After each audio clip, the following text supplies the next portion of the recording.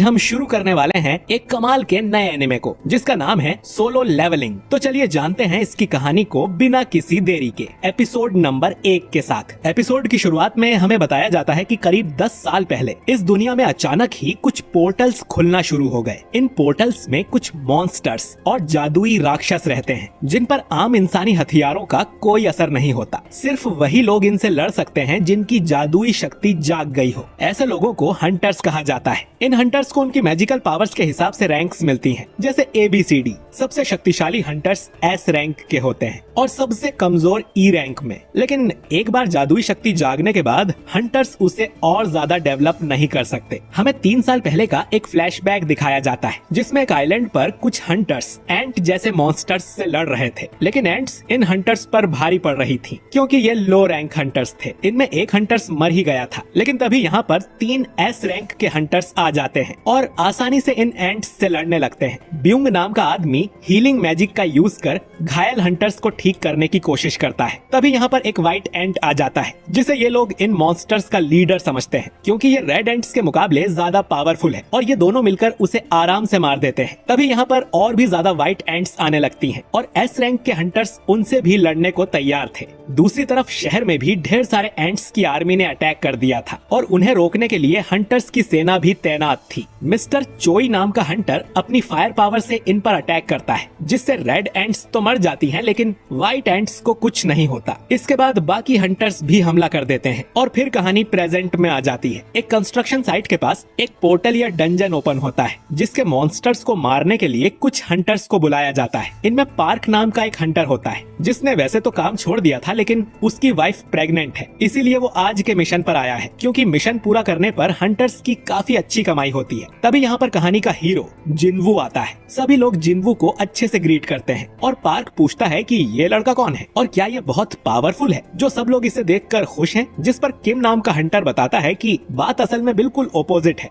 जिनवू को दुनिया का सबसे कमजोर हंटर माना जाता है। ये तो एक E रैंक के डंजन में भी घायल होकर हॉस्पिटल में भर्ती हो गया था। जिनवू सबसे कमजोर हंटर है तो अगर इसे इस मिशन पर बुलाया गया है तो ये मिशन बहुत आसान होगा, इसीलिए सब जिनवू को देखकर खुश थे और जिनवू ने ये सारी बातें सुन ली थी। लेकिन वो भी जानता था कि ये सब सच है। जिनवू को यहाँ जूही नाम की एक हंटर मिलती है जिसके साथ वो पहले भी मिशंस पर जा चुका है। जूही एक हीलर है और वो सच में जिनवू की केयर करती है। जिनवू उसे बताता है कि पिछले E रैंक मिशन में वो अकेला बुरी तरह घायल हो गया था और उनकी टीम में कोई हीलर भी नहीं था क्योंकि उसके अलावा बाकी सब हाई रैंक हंटर्स थे तो उन्हें हीलर की जरूरत ही नहीं थी। जो सुन जूही को बुरा लगता है। इसके बाद डंजन में जाने का समय हो जाता है। सॉन्ग नाम का हंटर खुद को इस मिशन का कैप्टन बताता है क्योंकि यहाँ मौजूद सभी लोगों में वो सबसे हाई रैंक का है। इसके बाद सभी एक एक करके पोर्टल के अंदर जाने लगते हैं। जिनवू अपना हथियार निकालता है जो कि एक छोटा सा चाकू था। जिनवू काफी गरीब है तो वो इससे महंगा हथियार नहीं खरीद सकता। इसके बाद जिनवू भी पोर्टल में एंटर कर लेता है। दूसरी तरफ हम हंटर एसोसिएशन के प्रेसिडेंट गो को देखते हैं जो कि गवर्नमेंट के साथ एक मीटिंग करके आया था। गवर्नमेंट चाहती थी कि डंजन से मिलने वाले क्रिस्टल्स उन्हें दे दिए जाएं।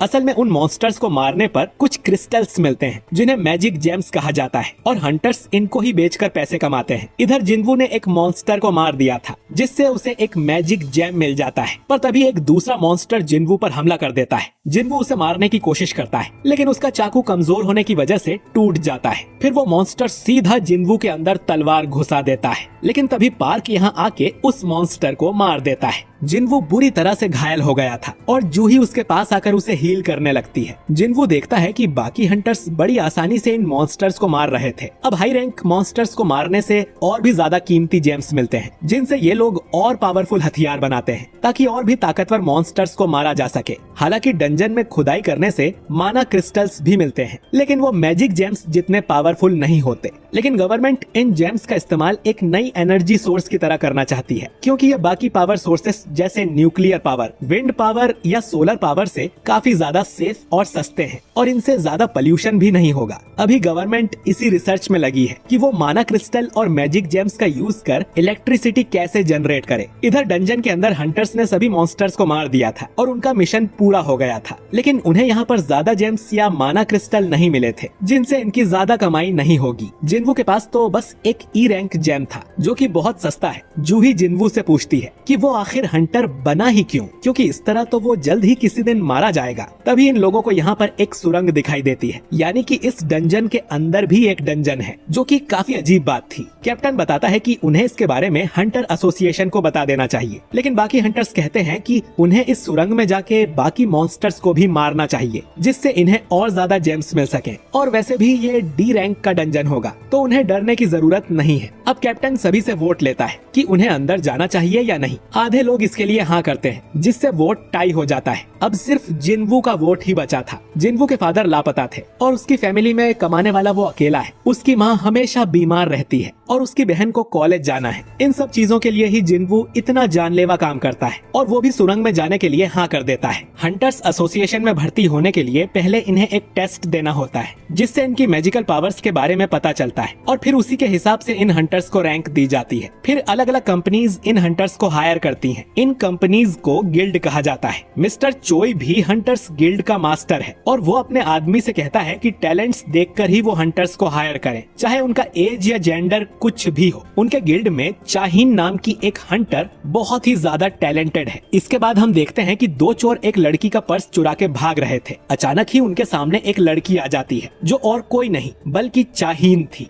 और ये एक एस रैंक की हंटर है। चाहीन हवा में उछलकर उन चोरों से वो पर्स छीन लेती है और चोरों का एक्सीडेंट हो जाता है। चाहीन काफी सुंदर और फेमस थी। जल्द ही उसके आसपास लोगों की भीड़ जमा हो जाती है और सभी उसकी तारीफ करने लगते हैं। इससे चाहीन काफी शर्मा जाती है और वहाँ से उछलते हुए चली जाती है। शायद चाहीन की पावर्स यही थी कि वो काफी ऊंचाई तक कूद सकती है। खैर, इधर हंटर्स गुफा में चलते जा रहे थे। जिनवू जूही से माफी मांगता है क्योंकि उसकी वजह से जूही को भी अंदर आना पड़ा। जूही उसे काफी डांट लगाती है क्योंकि अभी वो मरते मरते बचा है और फिर भी उसने एक और डंजन में जाने के लिए हाँ कर दी। अगर टीम में कोई हीलर ना हो तो जिनवू का जिंदा बचना नामुमकिन है। जिनवू जूही से माफी मांगता है तो जूही कहती है कि वो माफी के लिए उसे डिनर डेट पर ले जा सकता है, जो सुन जिनवू थोड़ा शर्मा जाता है। सुरंग के आखिर में इन्हें एक बड़ा सा दरवाजा मिलता है, जिसे खोलकर ये लोग अंदर जाने लगते हैं। इधर प्रेसिडेंट गो नए भर्ती हुए हंटर्स को बताते हैं कि 10 सालों के बाद भी इन्हें पोर्टल्स के बारे में ज्यादा कुछ नहीं पता है। कोई नहीं जानता कि डंजन में कब क्या हो जाए और हंटर बनना एक काफी रिस्की काम है। भले ही ये कितने मिशंस भी कंप्लीट कर लें,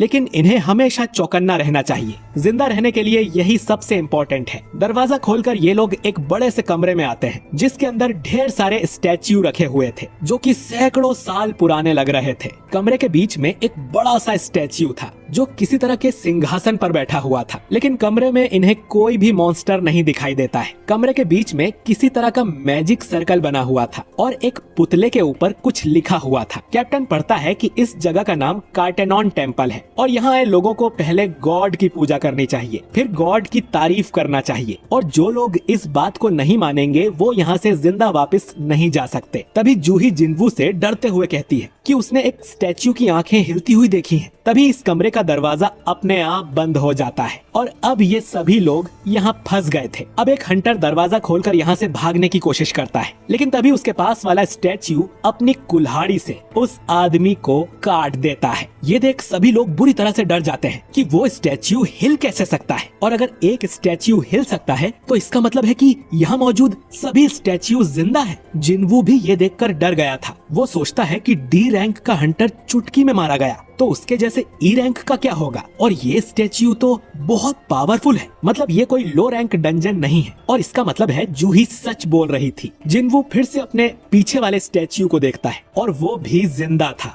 जिनवू इससे पहले भी काफी बुरी सिचुएशन में फंस चुका है। वो अपने पहले रेड मिशन में ही अपनी टीम से अलग हो गया था। उसे एक ई रैंक के मॉन्स्टर ने घायल किया था और वो काफी हफ्तों तक हॉस्पिटल में पड़ा रहा। एक बार तो वो एक भूल भुलैया में अटक गया था और भूख प्यास से ही मरने वाला था। लो रैंक डंजन में जाना भी उसके लिए जिंदगी और मौत का सवाल है। बाकी हंटर्स को मैजिक जेम्स बेचकर जो पैसे मिलते हैं वो उनसे और भी ज्यादा स्ट्रॉन्ग हथियार खरीद लेते हैं ताकि वो और पावरफुल मॉन्स्टर्स को मार सके। लेकिन जिनवू के पास तो सिर्फ एक सस्ता चाकू था और उसके टूटने के बाद जिनवू खाली हाथ है। उसके जूते भी फट चुके हैं। इतनी खतरनाक जॉब करने से भी जिनवू ज्यादा पैसे नहीं कमा पाता, लेकिन जिंदा बचे रहने बचाने के लिए वो हर समय चौकन्ना रहता है। उसके आसपास क्या चल रहा है वो बारीकी से ऑब्जर्व करता है और उसने जो एक मॉन्स्टर मारा था वो भी ऐसे ही चुपके से मारा था। खैर, अब उस स्टैच्यू की आंखें लाल होते ही जिन्वू सभी से नीचे झुकने को कहता है। उसकी आंखों से आग निकलती है जिससे एक हंटर वहीं पे जल के राख हो जाता है, पर जिन्वू खुद को और जूही को बचा लेता है। सभी लोग बुरी तरह से डरे हुए थे। जिन्वू सोचता है कि ये सब क्यों हो रहा है, यहाँ से बाहर जाने का कोई रास्ता नहीं है, यानी कि वो भी मारा जाएगा।